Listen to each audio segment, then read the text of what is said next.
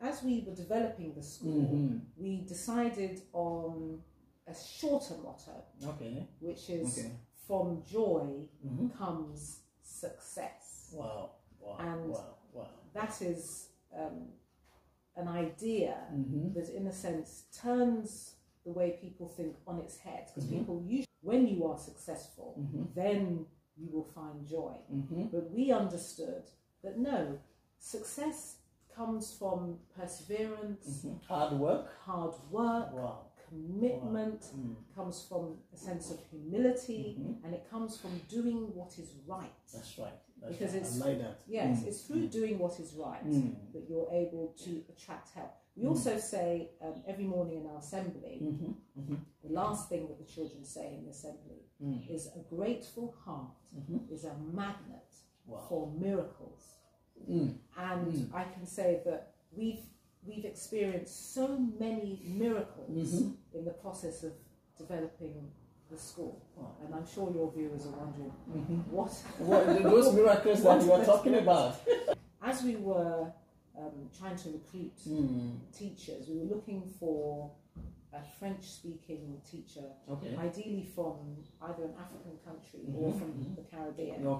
And I had a very close friend. I have a very close friend whose son was being tutored by a lovely young gentleman from Martinique. And I spoke to him many times on the phone. We had Zoom conversations.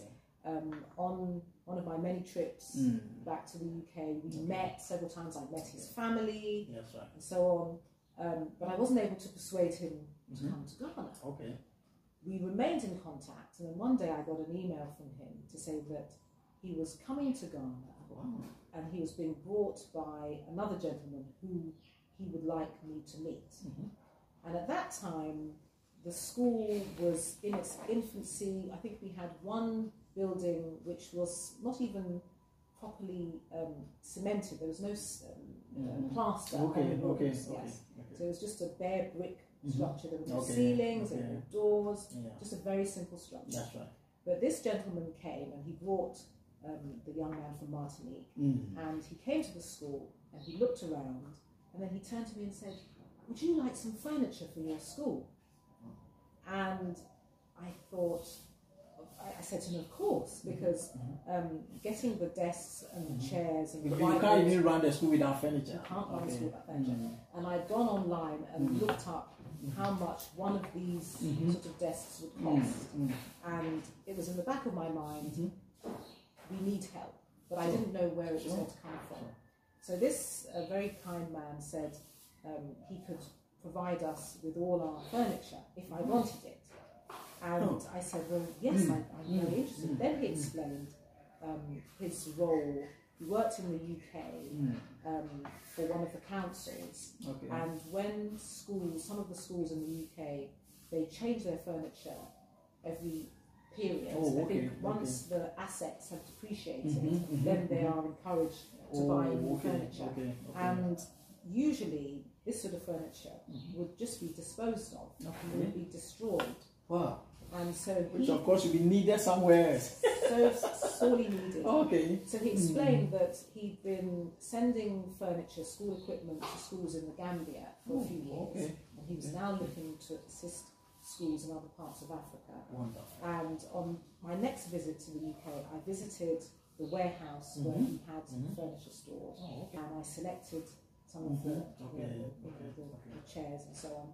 And the arrangement was we would then ship it. We would pay to ship it. So through his charity, because he set up a charity specifically for that purpose, he supplied us with all of our desks, all of the chairs, even these chairs that you see here, very the whiteboards, and so much stationery that it enabled us to start the school. And to me, that's a miracle. Seriously, I take your point, because when you mentioned miracle, I wanted to know why Madame is mentioning miracle, and this is, if I'll tell you that super miracle. Most definitely. Because it's very unexpected. Wow. Yes. That's wonderful. But we just trusted that, you know, with the support of the Almighty and the encouragement of our elders and ancestors, that they would see to it that whatever we needed would be provided. And that is what has always happened. And even another miracle, which you can almost say in reverse. At the time, it didn't seem like a miracle to us. We were trying to increase our enrollment. Oh, okay. Yes, as I think you're aware. Up to we opened the school in 2019 in September. Okay. Yeah. So for the first term, we were really struggling with enrollment. We're a new school in the area. At the time we came here, many of the roads were not accessible. They hadn't completed the Pokwasi interchange. By then. That's it. And access to the area was quite restricted. So enrollment of new students was very difficult. And we struggled, and we wondered why are we not able to enroll students? And then, almost as another miracle, what should happen?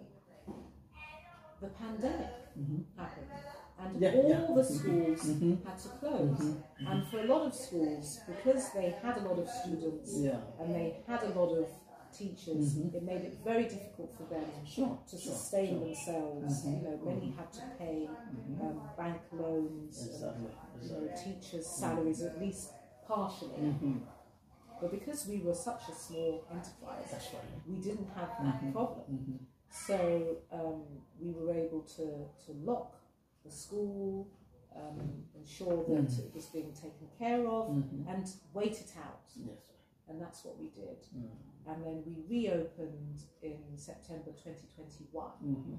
Yes, with no debt, and still on good terms with those who had been with us before. Yes. So even though, of course, what happened in the world has been a tragedy for so many people, and we've lost friends, we've lost friends and relatives, to that. And we extend our condolences to any of your viewers who have also been touched by this tragedy. Thank you. So we remember them at this time. All right, viewers, in the CTEC show on the CTEC Agri Telly. My name once again is Collins, and I'm here with Mrs. Jay Gayle, who is the proprietor of this wonderful institution, Spermo Institute.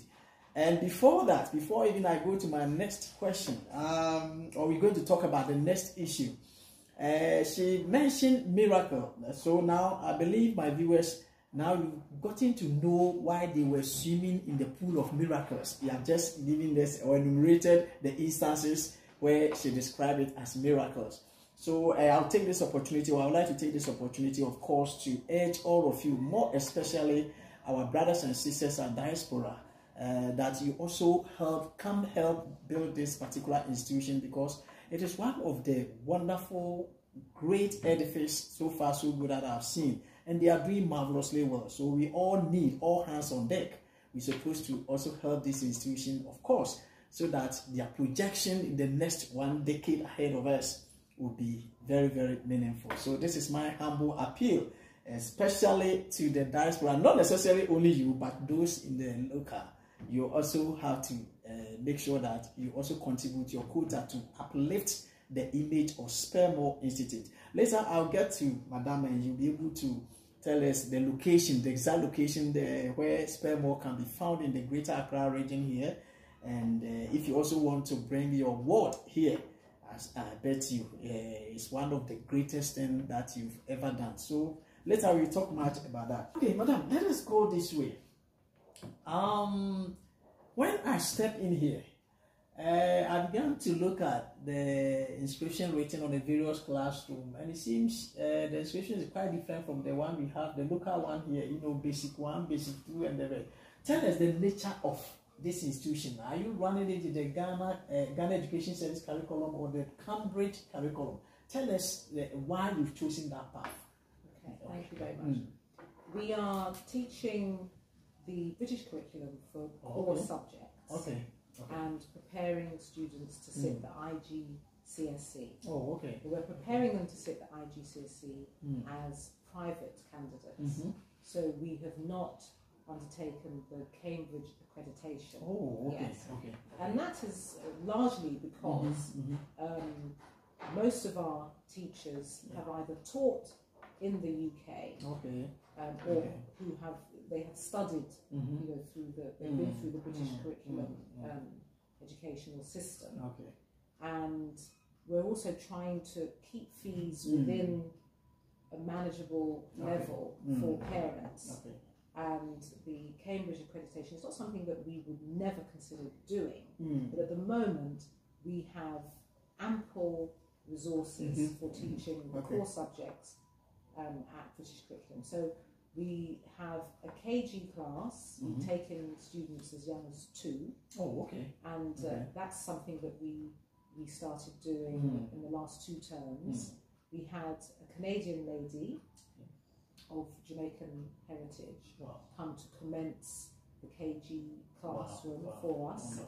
And she remained with us, and she's still giving us some supervision and oversight as we continue. Okay.